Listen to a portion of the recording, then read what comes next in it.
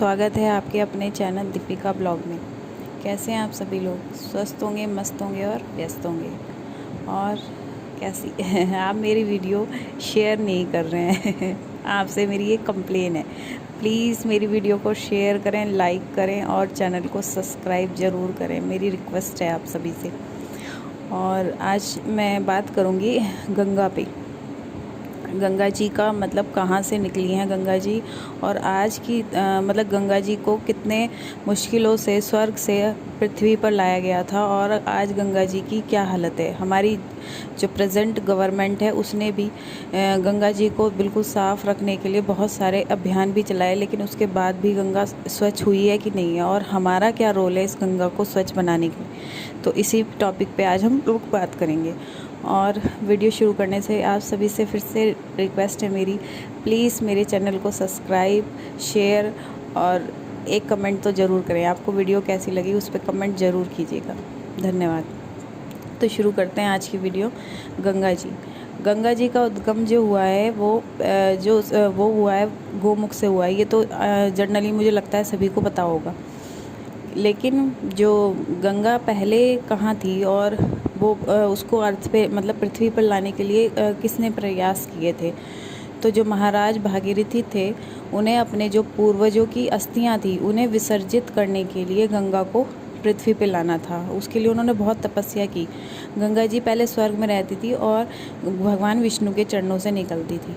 लेकिन जो गंगा जी थी उनको अपने ऊपर बहुत घमंड था। उन्हें लगता था कि उनका भाव इतना तीव्र है कि वो पृथ्वी उसके भाव को बर्दाश्त नहीं कर पाएगी। इसलिए महाराज भागीरथी ने भगवान शिव की प्रार्थना की, आराधना की, काफ़ी तपस्या की, और भगवान शिव ने मतलब भगवान शिव का जो रोल था, उन्होंने अपनी जटाओं में जब गंगा को पृथ्वी पे लाया जा रहा था तो उनका भाव वाकई में बहुत तीव्र था।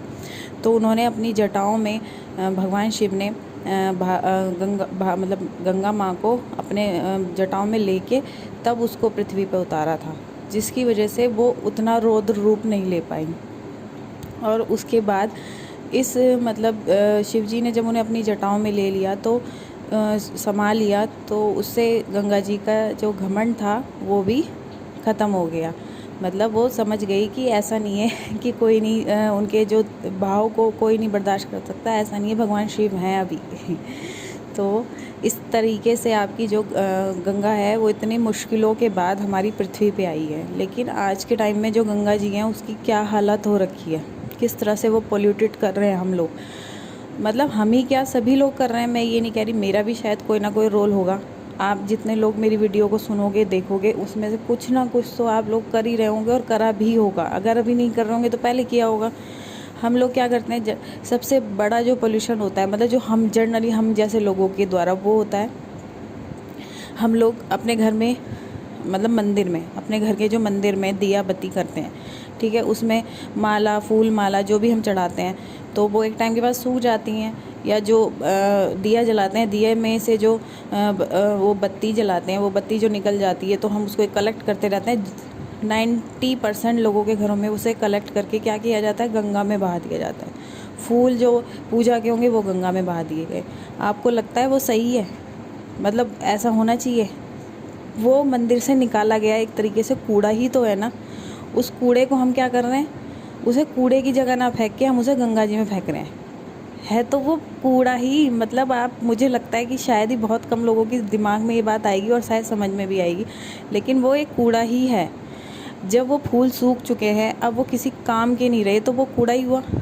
वो बत्ती जल चुकी है, अब वो बिल्कुल राख हो चुकी है या वो ब्लैक हो चुकी है, वो कोई मतलब कोई काम की चीज़ नहीं है ना, उसका यूटिलाइज तो नहीं हो सकता ना। तो उसको हमें कहाँ फेंकना चाहिए? उसे हमें कूड़े में फेंकना चाहिए, जहाँ हम अपना कूड़ा कचरा फेंकते हैं, ना कि उसे गंगा जी में। लेकिन 90% लोग उसको गंगा जी में सहला देते हैं कि अरे ये पूजा का सामान है, इसे तो हम गंगा जी में सहलाएंगे।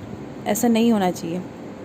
तो फर्स्ट ऑफ ऑल मुझे लगता है जिसकी समझ में मेरी ये बात आ गई है, तो अब आज ये वीडियो देखने के बाद आप लोग उस जो पूजा का सामान है उसे गंगा जी में विसर्जित नहीं करेंगे। वो कूड़ा है तो उसे कूड़ा की जगह ही डाली जाएगी।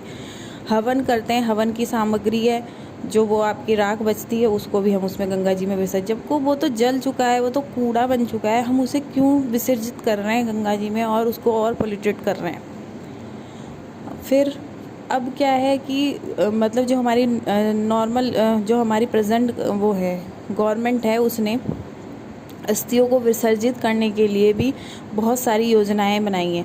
उन लोगों से आप, बहुत सारी संस्थाएं, उनसे कांटेक्ट करिए, आप लोग कांटेक्ट करके फिर अस्थियों को विसर्जित कीजिए। इससे गंगा जो है वो पॉल्यूटेड भी नहीं होती है और आपकी अस्थि विसर्जन भी अच्छे से हो जाता है और वो साफ़ सुथरी रहती है।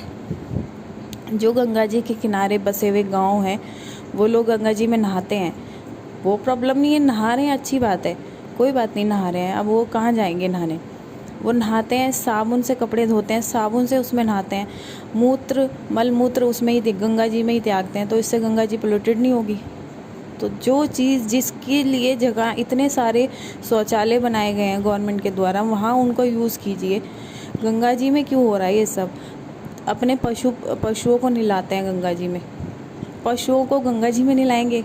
आपके दुनिया भर के पोखर बने हैं और भी बहुत सारी चीज़ें आप घर में यूज़ करो, घर में रहो, घर में देख के भी कर सकते हो, उन्हें नहला सकते हो, लेकिन मुझे नहीं लगता वो गंगा जी में नहलाने की जगह है। इन सब चीज़ों से जो हम बिहाफ पे कर सकते हैं वो तो हम उन चीज़ों से तो हम गंगा को बचा ही सकते हैं। बाकी फैक्ट्रियों के द्वारा छोड़ा गया गंदा पानी गंगा जी में छोड़ा जा रहा है। पॉलीथीन का यूज़ कम से कम करें। पॉलीथीन तो आप ये देखना कि कभी भी पॉलीथीन को तो आप मतलब मिट्टी खोद के दबा भी दोगे ना और 100 साल भी बाद निकालोगे उसको, तो पॉलीथीन वैसे की वैसी निकलेगी। तो वो तो इतनी गंदी चीज़ है, उसका कम से कम यूज़ करो और ट्राई करो कि मतलब अब क्या करें, वो बंद तो हो नहीं रही, कितना बैंड भी कर देते हैं लेकिन फिर से यूज़ करने लगते हैं हम ही लोग। लेकिन उसे गंगा जी में फेंकने से हम अपने बिहाफ पे शुरू करेंगे।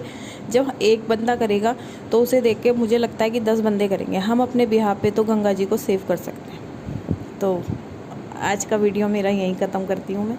Thank you.